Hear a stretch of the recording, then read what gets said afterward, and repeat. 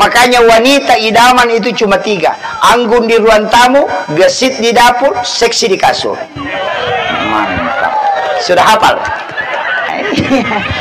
Jangan dibolak-balik, bahaya kalau tak balik.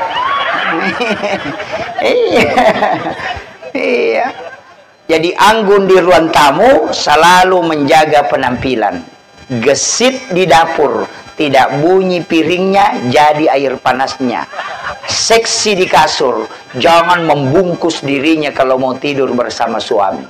Pakailah penampilan yang paling seksi, supaya suaminya senang.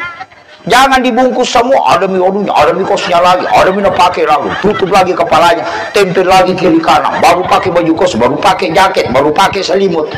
Wah, ini yang tidak ada di sini. Ya, ada.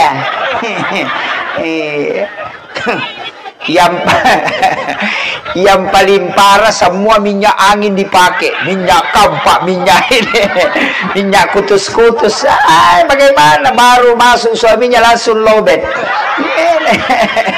Tidak ada di sini. Nah, kalau ada ketawa banyak kena.